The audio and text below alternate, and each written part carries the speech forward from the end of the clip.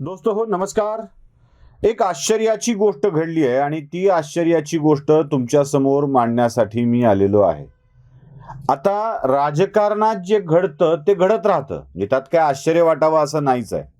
आश्चर्याची गोष्ट अशी आहे की मराठी टीव्ही मीडियामध्ये, मराठी माध्यमांमध्ये एक संपादक चॅनलच्या ऑन स्क्रीन एक साधा राज्यसभा सदस्य असं शब्द उच्चारण्याचं धाडस दाखवू शकतो. ते टेलिकास्ट होतं आणि लोकांमधून त्याला चांगला प्रतिसाद मिळतो. घडलंय असं कुठे? तर जय महाराष्ट्र या चॅनलवरती संपादक प्रसाद काथेंनी एक साधा राज्यसभा सदस्य असा उल्लेख शरद पवारांचा केला आणि त्याला माध्यमांनी, समाज माध्यमानं अक्षरशः डोक्यावर घेतलं. खरं तर टीव्ही माध्यमाला अशा स्वरूपाचा उल्लेख करायला का भीती वाटते माहीत नाही. शरद पवार सध्याच्या घडीला एक साधा राज्यसभा सदस्यच आहेत. माजी मंत्री, माजी केंद्रीय मंत्री, माजी मुख्यमंत्री असे सगळे शब्द जरी त्यांच्या मागे असले, त्यांचा एक मोठा अनुभव जरी असला, तरी आत्ता ते इतर संसद सदस्याप्रमाणे एक साधे राज्यसभा सदस्य आहेत. साधे हा शब्द मी वापरत असलो तरी त्यांच्या पदाच्या आधी मराठीमध्ये खासदार असा शब्द आहे, ते खास पण अबाधित आहे. एसटीचा संप चालला आहे आणि हा एसटीचा संप मोडून काढण्याचा प्रयत्न राज्य सरकार करत आहे. प्रश्न अनेक आहेत, मी टप्प्याटप्प्यात सांगतोय. मागच्या 40-45 दिवसापासून हा संप सुरू आहे आणि त्याला संपकरी कोणताही प्रतिसाद देत नाही. अखेर शरद पवारांनी यात हस्तक्षेप करण्याचं ठरवलं. आता शरद पवारांनी हस्तक्षेप केला आणि संपकरी कर्मचाऱ्यांना संप मागं घेण्याचं आवाहन केलं. यासोबतच अजून एक गोष्ट घडली आहे, ते म्हणजे संपकरी कर्मचाऱ्यांच्या संघटना या संप मागं घ्यायला तयार झाल्या. जर शरद पवारांच्या इन होण्यानी संप मागं घेता येऊ शकला असता तर पवार 45 दिवस काय करत होते हा प्रश्नही पडल्याशिवाय राहत नाही.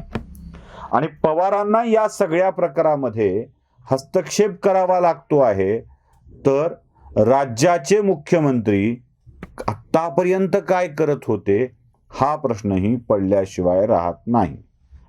मग ॲडव्होकेट गुणरत्न सदावर्ते जो उल्लेख शरद पवारांचा करतात की शरद पवार हे उद्धव ठाकरे यांचे काळजीवाहू मुख्यमंत्री आहेत का, असा प्रश्न त्यांना पडतो.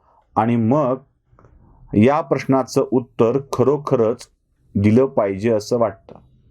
शरद पवारच काळजीवाहू मुख्यमंत्री वाटतायत.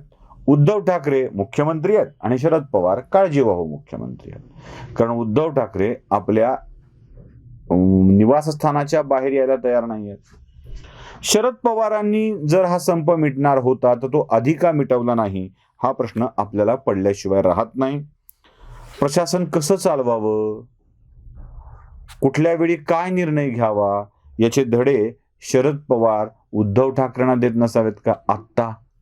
म्हणजे आधी तर उद्धव ठाकरे सगळ्यांनाच वाकड्यात बोलले होते. अनिल परब परिवहन मंत्री म्हणून यशस्वी आहेत की नाही, याआधीही शरद पवारांनी या संपात सहभाग, म्हणजे या संपा मिटवण्यासाठीचा सहभाग घेतला होता. शरद पवार साहेब निर्णय घेतील असं अनिल परब म्हणाले होते. जर सबकुच शरद पवार करणार असतील तर मग राज्याचे मुख्यमंत्री आणि अनिल परब यांची स्थिती आणि अवस्था काय आहे? शरद पवार या राज्याचे संवैधानिक प्रमुख आहेत का? त्यांना मुख्यमंत्री पदावर विराजमान केलेलं आहे का? त्यांना परिवहन मंत्री पदावर विराजमान केलेलं आहे का? त्यांना एसटी महामंडळाच्या अध्यक्षपदावर विराजमान केलेलं आहे का? शरद पवारांचा लवाद नियुक्त केलेला आहे का? एखादं प्राधिकरणावर शरद पवारांची नियुक्ती झाली आहे का? शरद पवार जिथे देशाचा पंतप्रधान होण्याची मोहीम पूर्ण करण्याचा प्रयत्न करतायत, तिथे राज्यातल्या एका संपात एवढ्या छोट्या विषयात पवारांना एंट्री करावी लागते, यापेक्षा दुर्दैवाची गोष्ट ती कोणती? मला राज्य सरकारचं आश्चर्य वाटतंय की या राज्य सरकारने वेगवेगळ्या मंत्र्यांच्या नियुक्त्या केल्यात, मुख्यमंत्र्यांच्या नियुक्त्या केल्यात, उपमुख्यमंत्र्यांच्या नियुक्त्या केल्यात आणि प्रत्येक ठिकाणाची माहिती मात्र शरद पवारांना सांगितली जाते. म्हणजे अगदी मुंबईची कायदा व्यवस्था पवारांना समजून घ्यायची असेल तर नांगरे पाटील त्यांच्या सिल्वर ओक या निवासस्थानी जातात आणि नांगरे पाटील त्यांना माहिती देतात. कोण आहेत शरद पवार? राज्याचे मंत्री जाऊन सांगतात की आम्ही हे मोहीम राबवतोय. शरद पवार पत्र लिहून कळवतात की दारूवाल्यांना सवलत दिली पाहिजे. शरद पवार या राज्याच्या मार्गदर्शक मंडळात आहेत की कार्यवाहक मंडळात आहेत हे समजायलाच मार्ग नाही. राज्याचा मंत्री शिवसेनेचा असलेला जाऊन शरद पवारांचा सल्ला घेतो की संप कसा मोडला पाहिजे. इतके दिवस शरद पवारांना होणारी रिपोर्टिंग, शरद पवारांना कळवल्या गेलेल्या सगळ्या गोष्टी या कशासाठी होत्या हा प्रश्न विचारायचा नाही का? आता माझ्या खाली पवारांचे अनेक भक्त, जसे मोदी भक्त आहेत तसे पवारांचे भक्त आहेत. फक्त भक्तांनी त्यांना वेगळं नाव दिलंय. ते आता खाली शिव्या द्यायला सुरुवात करतील की असं का, तुम्हाला पवारांशिवाय दुसरं काही सुचत नाही का? अहो, पवारांच्या शिवाय मला दुसरं काही सुचत नाहीये हा मुद्दा नाही आहे. आमच्या सरकारला, जे माझ्या राज्याचं सरकार आहे ना, त्या सरकारला पवारांच्या शिवाय दुसरं काही सुचत नाहीये. म्हणजे कुठल्याही मुद्द्यावर पवार आहेतच. म्हणजे अगदी अनिल देशमुखांच्या प्रकरणात पवार आहेत, नांगरे पाटलांच्या प्रकरणात पवार आहेत, एसटी संपाच्या प्रकरणात पवार आहेत, दारू दुकानदारांना सवलत देण्याच्या प्रकरणामध्ये पवार आहेत. बघू तिथे यत्र तत्र सर्वत्र पवार दिसत असतील तर मग पवारांवर बोलण्याशिवाय पर्याय उरतो कुठे? मला म्हणजे जाणीवपूर्वक नव्हे, अगदी नॅचरली पवारांच्या वरती बोलावं लागतं, ही स्थिती आहे.